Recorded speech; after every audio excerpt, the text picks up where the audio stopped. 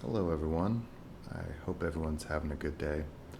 So, this is the follow up episode, just to kind of go over some closing thoughts on the series, um, talk a little bit about everything we did and future plans.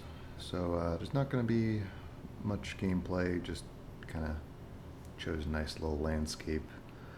But yeah, I got this script that I'm already going off of. um, so let's start out. I'd like to start off with the most important thing, thanking all of you who've checked out the series. I know 600 plus episodes is a big commitment, and the first few hundred were probably a bit painful with my atrocious audio quality. So I especially wanted to thank those who left comments about the game or gave advice, which is part of why I started this series. It was just to be able to talk to people about the game that I love so much. Um, and getting comments from mod authors themselves, that was something I never expected. So, from the bottom of my heart, thank you to everyone who gave this series a chance. Even if you just watched one episode, I really hope you enjoyed it. Also, I owe Sinister Souls 8757, it's their YouTube channel, a big thanks for the recording advice that you gave me back on, I think it was like around episode 306, 308. Anyway, told me to switch to priority of OBS on Task Manager, and that helped tremendously with a bunch of the lag issues we were having in the videos. So you've saved the series. I really do owe you for that. I hope each and every one of you found something you enjoyed, whether it was my obsessive compulsive disorder telling me to pick up every item in the game, falling asleep while recording episode 50, or drunk ramblings about Harry Potter in episode 400. So, next up on the agenda, let's talk about the game. It's pretty funny. I've probably seen a meme about this somewhere about doing the same thing over again being the definition of insanity. And then how most Fallout playthroughs people will do the same thing over and over again. Um, Likewise, I've made the same decisions this time around that I've made on previous playthroughs. Lonesome Road, nuking the NCR and Legion. Honest Hearts deciding to stay in Zion Canyon and kill Salt Upon Wounds. Frontier aligning with the Crusaders and the NCR. And so I pretty much maintain the same moral compass every playthrough and go with the option that gives the best loot. But instead of driving me insane, I ended up having fun each time. So I guess this is just one of those games where even though the replayability is supposed to come from the multiple endings that you can achieve, I just enjoy playing the same story. Now, of course, there were some things different this playthrough than in previous, as there were some mods I've never played before, which I'll talk about in a minute. I also played with Wild Wasteland for the first time, and we did a couple episodes in Hardcore, which I've never done before, and I really liked it. Um, so I definitely want to do that again. I think my favorite part of the game is actually the early game when you really don't have that many weapons or good armor, and that initial push out of Goodsprings, trying to fight your way across the Mojave to Vegas. It's that little bit of uncertainty that I miss in late game. It's never. You might make the same decisions every game, but when you first leave Goodsprings, there's always a little bit different. What enemies you might run into immediately. I mean, yeah, you're gonna probably run into some powder gangers and stuff, and what weapons you leave with. I mean, that could be random. Um, so yeah, it's that little bit of uncertainty I miss in the late game. Not knowing how strong the next enemy you'll encounter will be, or whether or not you'll have enough ammo and stim packs to make it to the next fight. So yeah, even though I do the same decisions, there is some stuff gets changed around a bit. So let's talk about the mods. Mostly the quest and exploration and companion ones. I'll try to go in the order which we encountered or played them. If I missed any, though, I sincerely apologize. Just let me know in the comments, and I'll reply with my thoughts on that mod. Um, and I'll talk a little bit about the weapon and gameplay mods later on. So, first one up, A World of Pain, which is was actually kind of interesting. When I was writing this, I found this out. It came out the same year that Fallout New Vegas was released. Like, New Vegas released 2010 in October. World of Pain came out December of that year. So it's been in nearly every one of my playthroughs since playing it modded. And the reason being, exploration. It's one of my favorite aspects of this game, and A World of Pain does a great job of this, adding fantastic dungeons with some small quests and stories tied into the Fallout universe. The mod doesn't just add late game dungeons, but like even early game ones in Good Springs that we can find like all along the way, wherever we go, really. Um, there's areas to explore and even an alternate passage that can be used to reach New Vegas, which we did. Bypassed the entire route. I think we stopped at like the Mojave Outpost and then just went north via the underground. The 4D storage device that the mod adds, they might be a little bit overpowered, but I've come to depend on them. And the level of detail is put into each interior design. It's incredible. Like, it's like painstakingly detailed in every cell you go into. So I also have this mod to thank for introducing me to the Deathlands book series. If you remember, there was one place called Ryman Cave where they had all the teleporters, and that's a reference to that series of books, which is incredible. I love that. So next up we have the Delilah Companion mod, which is probably one of my favorite companion mods. I think her backstory, her goals, and the quest she has, it really fits in well with the Fallout world. Um, it's also nice being able to get a companion that early in the game. I kind of felt like Sunny Smile should have been a companion in the vanilla game, but there's a mod for that if you want it. And then also, like, if you compare her with other popular companion mods like Willow and Niner, I find her to be a little bit less intrusive and behave more like a vanilla companion. Like, I know you can tell Willow to stop singing when she's in your party, but really the annoying thing with those two, Willow and Niner, it's not being able to dismiss them without losing them. Like, I know with Niner, if you dismiss him at the end of his quest, it's like you fail a quest because the quest just stays uncompleted in your Pip-Boy. If you dismiss him, you fail the quest and you can't recruit him again. And with Willow, she gets all pissed off if you dismiss her and she won't join you again. So I know it's a small detail, but considering how like every other vanilla companion works and the majority of modded companions kind of mirror the vanilla ones, it's just a little annoying for me. But I mean, they are still good ones. And yeah, I know you can tell them to wait somewhere, but this causes issues with other mods, which is really a shame because Niner does have a good story that ties into, it goes parallel with your journey from Good Springs to Vegas. But in conclusion, Delilah fits into the Vegas world quite well, and it was an excellent companion as long as you're not doing an evil playthrough. Yeah, I'll definitely be using that again. Next up, I believe, is the Bison Steve Hotel and Lucky Casino. So this is a pretty fun mod, and if you've never tried it out, definitely recommend it.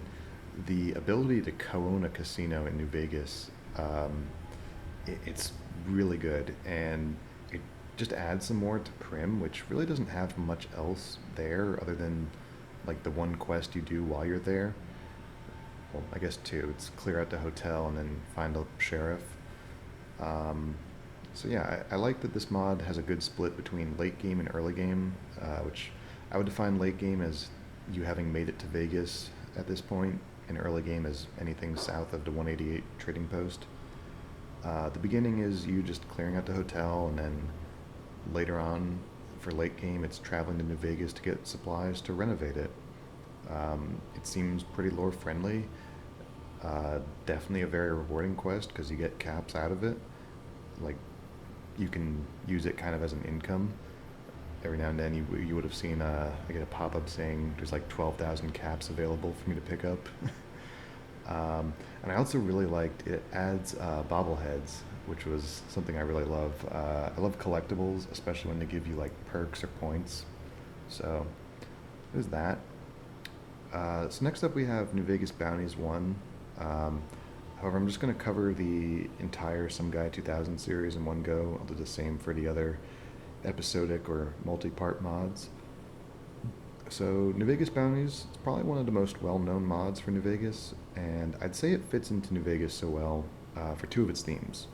The first and most obvious, it's the Western aesthetic, which so much of New Vegas is built around. Like, you see people walking around in cowboy hats and dusters, carrying revolvers and lever-action rifles. It just fits like that. The other one, let's see, which may take some explanation, is the focus on crime, humanity, and morals, which I'd argue is one of New Vegas's biggest themes. So, to explain that, let me give you a comparison, right? If you look at Fallout 3, when you step into its wasteland, you see a world that's been destroyed. The few humans that survived the apocalypse have tried to set up some form of settlements such as Megaton, Underworld, and Rivet City.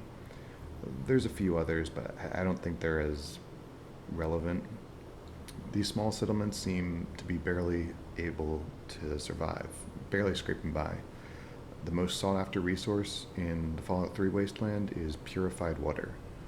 Fallout 3 is more about surviving a desolate wasteland, like almost like immediately after the apocalypse, even though time has passed since the nukes fell. It's as if it happened like last week. Now, if you look at New Vegas, on the other hand, yes, it's in a wasteland, but look how many people are able to survive here. Fresh water isn't the number one priority. It's power, electricity from Hoover Dam. New Vegas is a post-apocalyptic wasteland that's begun to rebuild itself. It has civilization and commerce, but with that, it brings out a darker side of humanity. Greed could be seen as the root of all crime that occurs in Vegas. Factions, big and small, trying to expand their influence, the enslavement of human beings, and hoarding of resources and wealth at the cost of lives. This is what New Vegas is to me. A post-apocalyptic society that's rebuilt itself, but is now venturing down the same paths that nearly killed all of humanity, culminating in yet another war, and thus ringing Fallout's old adage, war never changes. Now that I got that tangent out of the way, I hope that explains why New Vegas Bounties fits so well into the game, as well as other mods like Tales of Nerino Episode 1 and Depths of Depravity. So New Vegas Bounties 1 was the first entry into the series. It certainly gave us a scratch to that Western itch we all craved. The idea is pretty simple. Ask for a bounty, find bounty, kill, return for payment, repeat. However, if you look a little deeper, these bounties offered a bit of storytelling and started building New Vegas's hidden crime world that would soon pull us into it. Bounties 2 was a bit like Terminator 2, in which I think it was the pinnacle of the series.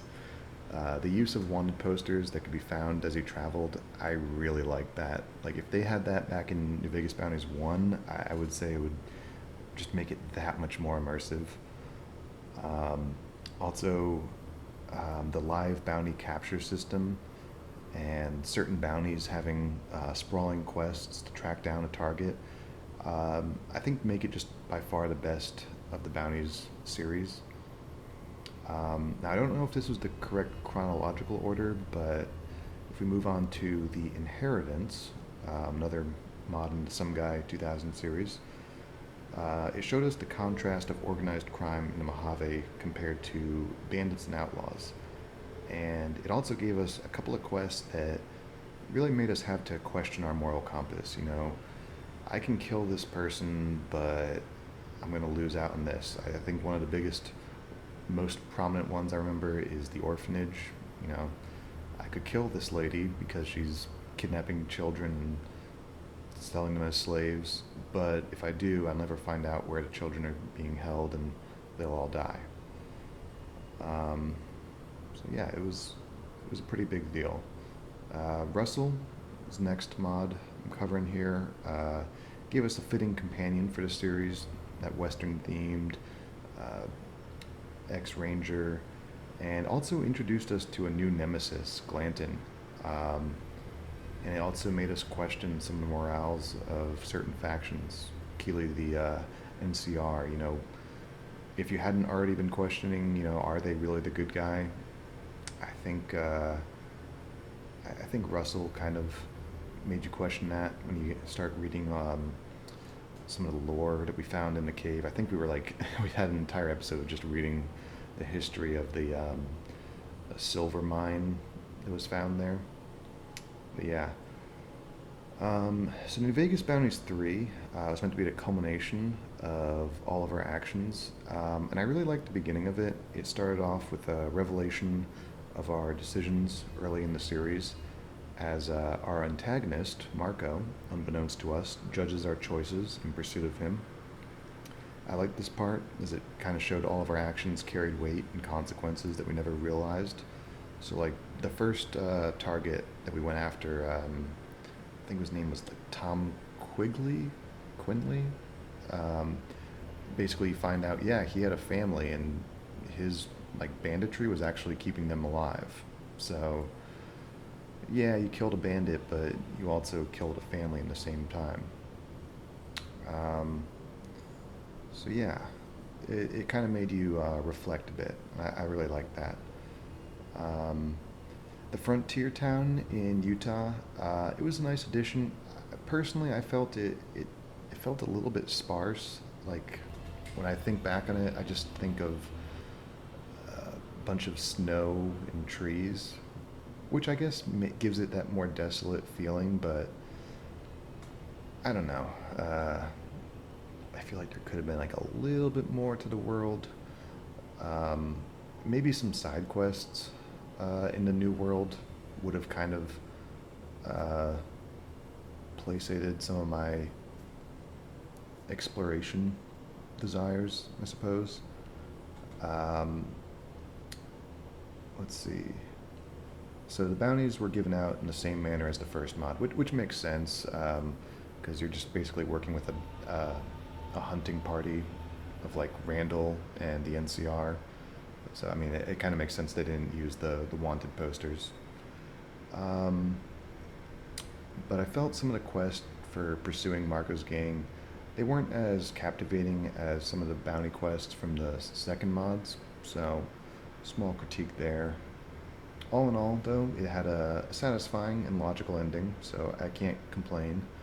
Um, that boss fight with Marco, even though I called in an airstrike of missiles to kill him, if you actually do fight him with a revolver, it's kind of a tough battle. Um, and just, the story of grit and determination that went into hunting him down and killing him. Uh, yeah, it was a satisfying ending. I can definitely see how there is a lot of inspiration um, taken from Blood Meridian, the book, put into that mod. So yeah. Also, you get to finally off your nemesis, Glanton. I would have kind of liked if you could have had Russell there with you, because Glanton was really more Russell's nemesis than yours. Um, but I know there was a thing where if you brought any companions, that they would all get killed when the town gets massacred. It was part of like a punishment thing for if you led anyone into hell with you, they're going to die there. So, fair enough. Um, so following New Vegas Bounties 3, not to be forgotten, there's Better Angels, which is meant to close out players' interactions with several characters from the series. Now this mod was kind of recycled from two of the other canceled projects that some guy had been working on. Um, it was a little bit short. It was mostly just really about one battle and a few quests for setting up defenses. The battle wasn't bad. It was just, fight off a huge horde of Legion. But other than that, there really wasn't much to it. Having Crocker and Cuddy, though, if you remember them from Bounties 3, they were the super mutant and ghoul with the hilarious dialogue and arguments between each other. I guess that made it quite enjoyable. And then I guess lastly, from the Some Guy 2000 series, we got to mention King of the Ring. It's a decent mod for adding some side content, so I can't complain. Um, all right, so next up is the Overseer. It's spelled with numbers as well. Um, the Overseer series, which includes The Initiation, Eliza, Headhunting, The North Road, The Depths of Depravity, and The High Desert. Now, this was my first time playing these mods, so I'd already played the entire New Vegas Bounties series before in previous playthroughs, but all of the Overseer mods, first time playing them. Um, so I knew nothing going in except just which order to play them in because I had to like load them one by one um, as we beat them. So the initiation started off the series, and it did feel a little bit weird. If you consider the first boss fight of the series was against a guy called Big Daddy, and as I remember, it like starts off with you going to a bunker. Well, I guess it starts off with you going to the Great Khans, and then they send you to a bunker in Crescent Canyon where you meet a guy and all of his ghoul sex slaves. It was a little bit weird, but considering how good the rest of the series is, I'll let it pass. Um, I did like the building off of the Great Khans. There's a lot of minor factions in New Vegas that don't really have many quests, so building off of them, it helps tether their mod to the game, and it expands on that faction's significance. Even if it isn't like canon significance, it's their significance to you. You know. So it added a bit to the Great Khans, kind of made me think a little bit more about them. So next up there was Eliza, which is primarily a companion mod with quests and some extra content attached. I had fun with this since it was mostly us exploring and looking for new quests. I believe this one also was the one with the NCR Secret Intelligence Agency, which I enjoyed that. Um, Normally I wouldn't really like working with the NCR that much, but with them it was kind of cool. I have a to-do list on my phone for New Vegas, and I still have a note on there. It says Eliza treasure map, Ivanpah Dry Lake, which I believe we found like a note about that while we were playing the mod, and I have still yet to find that treasure. So wherever it is, it's still out there. So then we had Headhunting, third mod in the series, and this one played a bit like New Vegas Bounties. Certainly enjoyable. I believe it's about like 30 quests or 30 bounties tied to it. There's some minor ones, and then the higher difficulty ones have a little bit more going on with them story-wise. So that was pretty fun. Then we had the North Road, followed by the North Road, which was an amazing journey into a hostile land, which had us pursuing a runaway politician's son, which kind of just it gave a certainly it gave an elevation to the stakes of corruption. I don't exactly remember what it was that kid had done. I think he like killed someone, and the politician was trying to cover it up. So it raised the stakes on what kind of people you were dealing with in the New Vegas criminal underworld. Next up, we have Depths of Depravity, which is probably one of my favorite from the series. The name itself sums it up, and it shows us just how disturbing this world we play in is. Its ending, though distant now, it still leaves me filled with like a sense of dread and helplessness. Not to mention, up to this point in the series, there were notes and dialogue mentioning far worse people that we've yet to meet. That would be Sheridan, which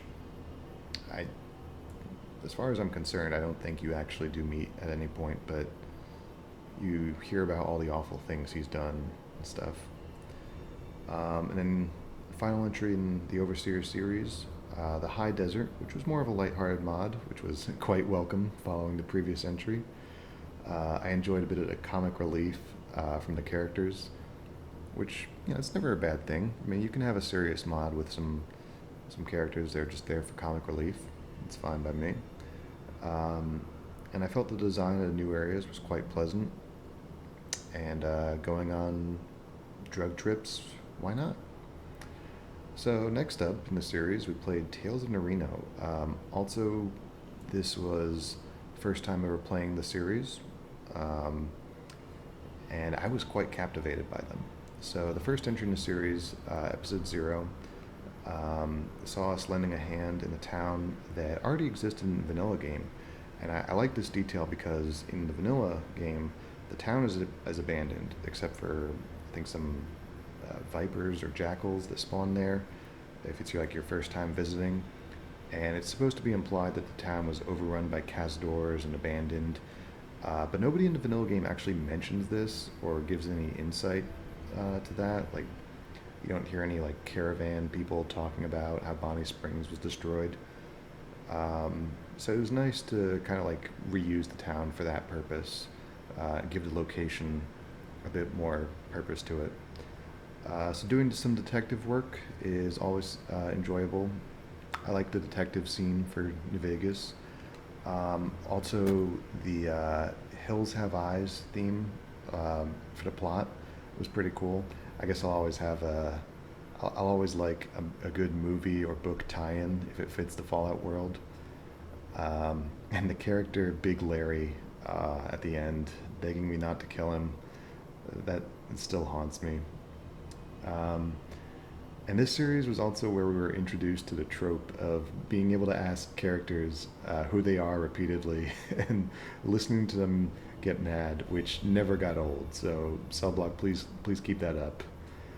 Um, After our Halloween special, which I should mention for the Halloween special, we were playing Dead Money. Um, we played the Dead Money Horror Overhaul, which was pretty good too.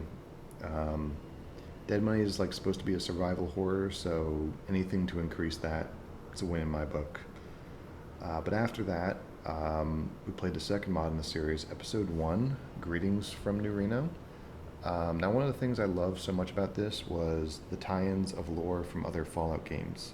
In this case, you have references to the organized crime families from New Reno, which is a nod to Fallout 2, which, although I haven't played, I am certainly more encouraged to do now.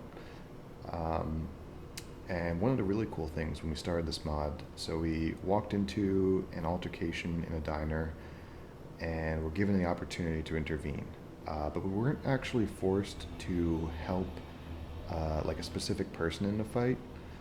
Um, so at first, I was actually confused by this, not knowing if I actually killed the right person. I was like, wait a minute, did I mess this up? Because it never said like quest failed. It never said who you have to help. Um, so yeah, I thought this was a pretty good design. It's a really good example of player choice given in the series, and the decision making and concept of no pre-made choice really goes well with the concept of I have written in the script here in all caps, I'm playing a fucking role-playing game, let me decide who my friends are. But in all seriousness, yeah, if you're playing a role-playing game, being able to have like multiple choices like that, it's pretty cool for the mod. And I mean, that choice right there, it's a huge split in the beginning of the series. Like, which crime family are you basically joining? Um, so the other cool thing is we're actually a part of the organized crime family now. We're not just the bounty hunter or detective solving crime. We're now a part of it. Um, which I don't think we really did anything like too evil. Like, it's not like we were going around robbing people, shooting up Freeside, and burning down buildings. So, I mean, we're pretty tame organized crime family. um, Also, a small note about this mod as well as the next one. The intro credits or banner cards, I'm not really sure what you call them, but I love them. It's like the title sequence, I guess you could say, where it says a mod by Cellblock Psycho, Tales of Marino Episode 1, and it just has like it almost looks like a loading screen photo, but it was more tailored to this, and there was some music playing in the background. I absolutely love that. I don't really know why. I guess it's different than um, that kind of PowerPoint with a narrator thing that like DLCs and the main game does at their beginning. So I like that. I mean, not to say that I don't like the PowerPoint, but I like the I don't even know what you call it, but just the credit banner cards and the music. Um, so it was just new, it was unexpected, and it worked great. Now, Tales of Nerino 2, or Black Napkins, really surprised me. So when we first started out, we just basically started it right after we finished the first, or we started Tales of Nerino 2 after we finished Tales of Nerino 1. Um, and I figured it was kind of just going to be a continuation of the last episode. Um, us doing jobs with a crime family, but there's maybe a new main quest. And it kind of started out that way. It was we get a job from the family we had sided with, and they tell us, hey, go track down this guy, and so I go to start that up, and as soon as we entered the Canyonlands, and I saw how huge the map was, I realized there's a bit more going on. So first of all, seeing some returning characters from previous episodes, that was of course a delight. Especially with them, commenting on your choices, kind of remembering your actions. That's always nice. It kind of emphasizes that feeling that your choices had weight. You know, um, the exploration of this world, the Canyonlands, it was fantastic. It had a diverse landscape. It had like a dense city, a sprawling desert, mountains, towns, tribal camps. The caravan guard quest, where we were just escorting a caravan, it felt perfect. It felt like something that should have been in the vanilla game. Like it just fit New Vegas so well. Um, Once again, we saw references to other Fallout games, which was great. It's a great way to change players' opinions on like the Brotherhood of Steel, like showing them that there's a different that they are kind of different in other games than the ones we know from the Mojave. Um, there was plenty of action and fights spread out throughout the map. There was a huge number of side quests, which really helped with exploration. Um, and the inclusion of the behind the scenes meet the cast rooms was also really fun and engaging. I'm one of those persons that I'm one of those people that just doesn't really watch like credits at the end of movies, but this felt like an interactive version of credits, and it was actually really cool. You could talk to the actors, ask some of them questions. That's awesome. That should be a thing in more games, really. Like, I feel like so many games have the ability to do that. Um, and also having Soblox Lego comment on the episodes while we played them, that was awesome. So I'm certainly looking forward to his upcoming projects and his work. Um, Really proved he possesses some incredible talent and is well versed in the lore of Fallout. Um, so after nearly 100 episodes of Tales of New Reno, we had about 100 episodes of The Frontier. Now I know I gave my thoughts on the mod after we finished it, so I'll kind of be repeating myself here, and I am aware there's some controversy surrounding the Frontier mod, but just try to hear me out on just my thoughts from gameplay. So this is my second time playing it. I guess I should also mention it was my first time playing the Tales of Nerino series, but a second time playing the Frontier. Um, and generally speaking, I had a fun time playing it. Um, if you remember, one of my favorite things with Fallout is just the exploration, and if you like that, then this mod certainly delivers. Um, my decision to side with the Crusaders was the same as my last playthrough. I know there's a lot of dislike for the NCR quest line because a lot of people feel like it takes or copies stuff from other games. I think Wolfenstein was one of the ones they mentioned. Like, uh, I think one of the fights on the space station is almost like directly copied from Wolfenstein. I'm like, all right, yeah, I can see how it's a gripe. The fact that they managed to do that in New Vegas, though, is still pretty impressive. And, well, I didn't even play that part. I did a different playthrough with the Crusaders, so I can kind of look past that. Um, there was a huge variety of loot, enemies, interesting locations. Um, for example, I liked the was it those frozen ghouls where you had to like shoot them in the legs. I thought that was pretty cool. Kind of a unique enemy in that sense. Um, I felt the quests I did were enjoyable. Um, as far as complaints, really, I think the one thing that could make me like really like this mod is if they just got better textures for a lot of its weapons. Um, I mean, I know that's kind of a weird thing to complain about for a mod with so much else in it, but just some of the weapons were kind of like really low quality texture. Um, yeah. Moving on before anyone gets too upset for me defending the Frontier, we've got Havasu Blues, which came out last year, and this was quite a nice little mod. My first time playing it. It ropes you in with one main quest that progresses smoothly as you continue to find other new quests in its decently sized world. I really like the hidden drug trip quest, which, man, it would be amazing if there were a bunch of similar quests like that scattered around the Mojave, where, like, oh, you just happen to be visiting an empty hotel room in Novak, and oh, you take some jet, and all of a sudden you're seeing monsters and going on some drug trip. Um, so yeah, I like that feature. Um, After that, we played Race to the Bottom. First time playing it.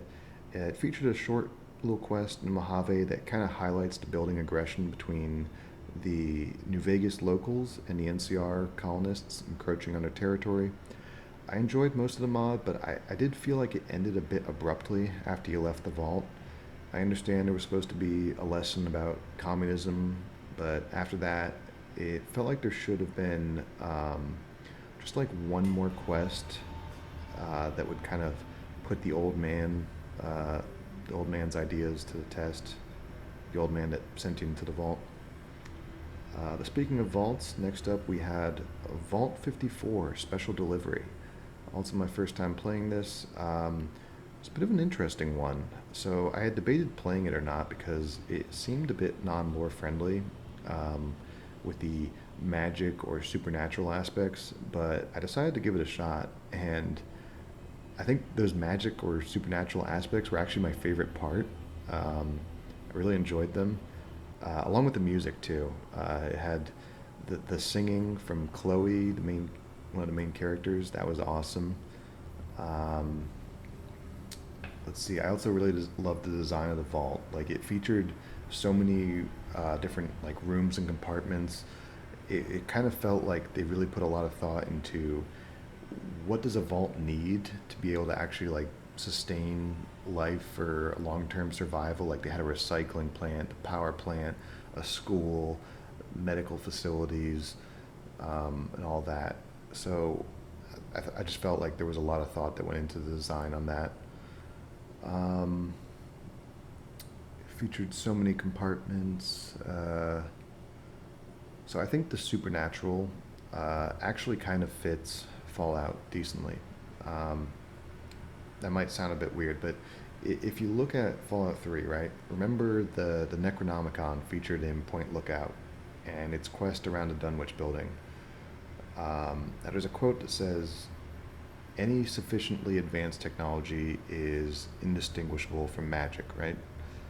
I think in Fallout, it ought to be any horror created from radiation is indistinguishable from magic. um, I think that there's a place for it, the supernatural in Fallout, and if done right, I think it can be a bit difficult to implement it correctly, but if done right, um, it's pretty good, pretty interesting. I know some mods we've played have done like some ghost horror stuff. I think Tales in the Reno episode 2, there was the haunted house in that one. Um, and I think it does actually fit in pretty well. Um, I mean, stuff like Skyrim magic, maybe not so much for New Vegas, but I think it's possible to add some small scale element of supernatural into Fallout. Um, so after Race to the Bottom, we had Zion Trail, which we're actually in there now. I just wanted to go somewhere that I thought kind of looked good. It's beautiful for a nice backdrop. Um, I feel like it was a hidden gem. I definitely regret having never played this one before. In combination with the enhancement pack and the Flora overhaul that we used, this mod was absolutely beautiful. Um, when we were just walking around in those marshlands, that was incredible. Let me see if I can actually, if it's possible to fast travel there. I don't think it is, but yeah, never mind. But the journey and storytelling done in this mod, it was perfection. Um, so much of Fallout really is just storytelling by like tracing the path of people that you're never going to meet through notes and dialogue. You know, you go into a abandoned building, you find notes about how they lived and what killed them, and it's just basic storytelling like that. Um, and so like when we finished this mod, I just felt a sense of accomplishment from putting together all of their stories and resolving the mystery. And we had been coming up with so many hypotheses about what happened to them, uh, what was the hidden vault here, what was going on, and it was really fun just at the end of it, uh, putting it all to rest and uncovering the truth. So I really like this. I'll definitely be doing this one again. So far, all the ones that I've said so far, possibly the exception of the Frontier, I will do again. The only reason with the Frontier is just stability. Um, I had to play the Frontier with medium textures, um, and well, I'll get into it later with future plans. But next up, we had Robco Certified. So this is kind of like a companion tech mod. We played that alongside the Saxon's Quest collection. Now, Robco Certified, it's an older mod that I hadn't expected to use in this playthrough just because I wasn't sure if it was going to be, kind of finicky. But I actually wish I had it from the beginning. I love the role playing as a handyman or master craftsman in Fallout. Like, I know we had one weapon mod where it was just a bunch of crafting to like upgrade the 9 millimeter pistol so many times, and I just love that. And I think a lot of people do too. It was probably what Bethesda had for the direct inspiration to copy it into Fallout 4's Automatron DLC. So yeah, it was pretty fun.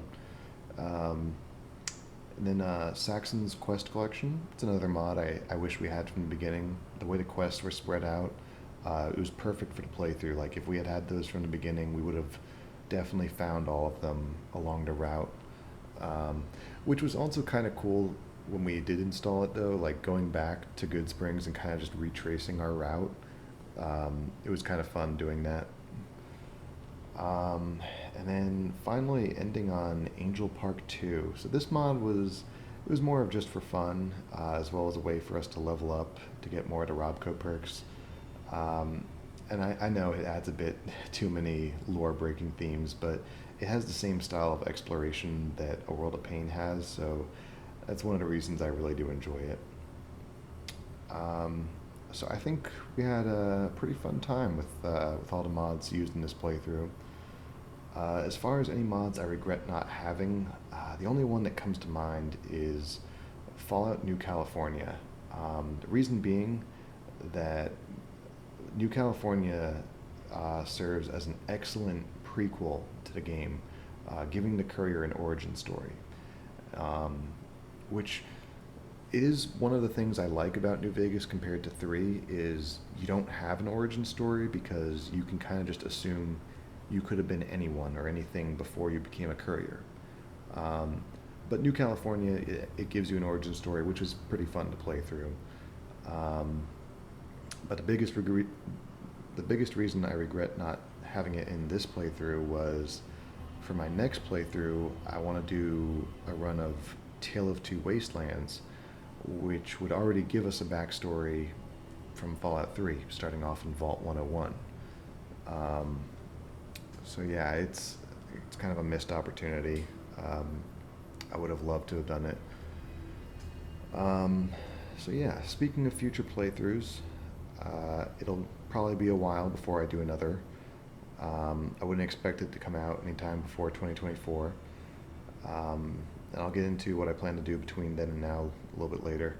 But for the next playthrough, it'll definitely focus on Tale of Two Wastelands. Some of the other mods I want to try out are the Tribe of Two companion mod. Um, it's a pretty cool mod. I had seen, I think it was Mutant Mods. They were talking about a bunch of uh, mods at some point, and in this one, you get to find an orphaned baby, and adopt it, and then care for it as you're playing Fallout 3. Um, and when you go to Fallout New Vegas, there's kind of like a time skip, and so the child will actually grow up, and they're like a companion. You can give them a gun. Um, I don't really know if you still have to like take care of them while they're with you in New Vegas, but I think it's definitely a cool mod, and I think it would be great for a Tale of Two Wastelands playthrough. Um, there's also the WAP weaponry texture mod. It's made by Anox. If you don't remember, that's the person that made the Wasteland AR pack that we were using. They make a bunch of other really good gun mods. I think they made that. Oh yeah, they made the Avtomat World War One assault rifle that we were using a while back. So the reason I wanted to try it out is I just felt like a lot of the weapons, the retextures for them looked really good. At the moment, I'm using the Millennia weapon retexture project, which is also really good too. I just wanted to try something new. And I believe also the WAP mod has a lot of support for some of the custom animation mods that have been coming out recently. Um, and it's being actively updated. I don't believe Millennia is currently still updating any of her old work. So, yeah, I just wanted to try out something new. And it's kind of modern and current. It's kind of the same reason, why I've moved away from Project Nevada. It used to be the only reason I still played that on previous playthroughs was for the cyberware feature, but that actually had become a standalone mod, which I'm so thankful for because I love it. Um, and Project Nevada being an older mod, it was a bit clunky. Um, yeah, it gave you a sprint feature, but at some cost. And now we have the Just Mods sprint feature, so we've got plenty of replacements for that. I may even look at a replacement for Eve, because I know that one is a little bit dated, and I think some other mods have some incompatibilities with it, so it might be time for me to start looking for a replacement on that one. I'll also use probably all of the B42 mods. We've used most of them this playthrough. I think there's a few like it's like cover leaning where you can like lean to the left or right, poke out behind cover. I think that's one of the ones we're not using. I think there's a weapon inertia mod where like when you're holding your weapon, it like adds kind of like an artificial weight to it, so you can't just move back and forth so freely. Yeah. So what's left for me to do now that the series is over? Let me scroll down on my script.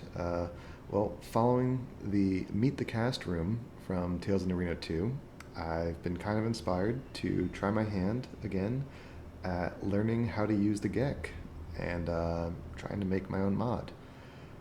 Um, I don't remember which person it was, but they kind of gave some advice on beginning mod authors.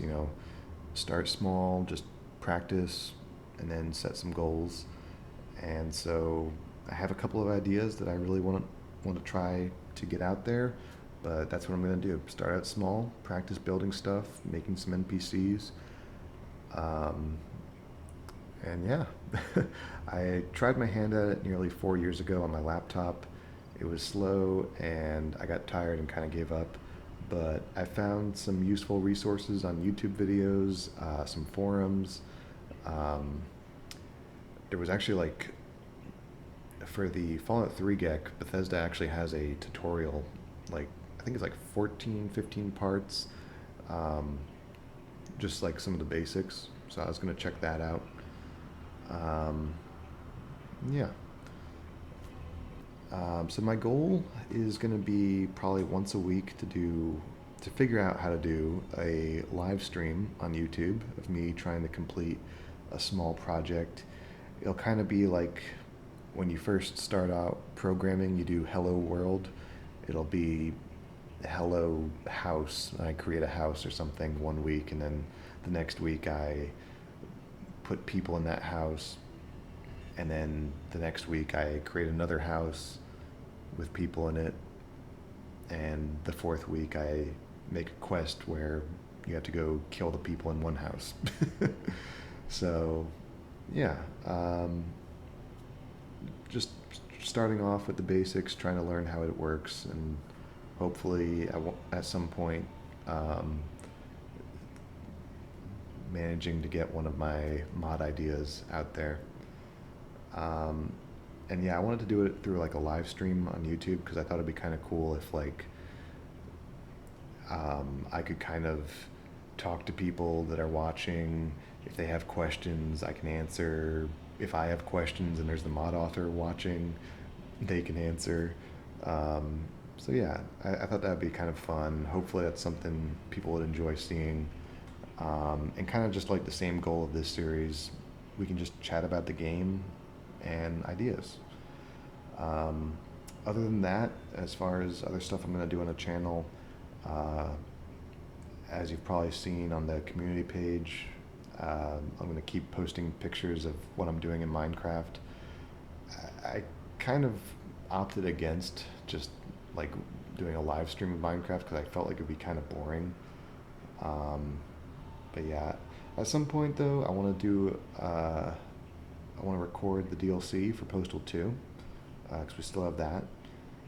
There's also Fallout Nuevo Mexico is coming out at some point. I imagine sometime in the new year, hopefully. So whenever that comes out, as soon as it comes out, I will go ahead and try to start up a playthrough of it on my new computer, which I think is going to be awesome. I'm going to be using the new computer kind of exclusively now because if I don't have to play New Vegas on my laptop, I don't really have to use it that much anymore. Um, which is nice. Part of the reason behind like the design of the new one was for hopefully being able to do everything on the GEC. I got a triple monitor set up for it now, and I'm hoping that'll make it a little bit easier to use. So yeah, definitely looking forward to playing Nuevo Mexico though on the new computer. Um, Another game I was thinking about playing was Alone in the Dark. Um, I know it got delayed from October to January. If it had come out in October, we were actually going to probably do that for Halloween. That was originally the idea. Um, but when it releases in January, I'll probably do a similar stream to like what I did with Cyberpunk. It'll be just kind of the gameplay, not really me talking. But I can try to like answer stuff in the chat if people are messaging or anything. Um, but yeah, that's all I got written on the script. So yeah, if anyone has any comments or questions, let me know. I love reading y'all's comments. Um, I hope I managed to keep y'all entertained throughout the series. And once again, I really do thank all of you who have checked it out. It's really encouraging, just when you log in and just see even just like 10 people viewed a video. That's awesome, you know. Um, so hopefully this isn't the last time I get to tell you this, but I hope you all have a wonderful night, and we'll definitely see you later. Bye bye.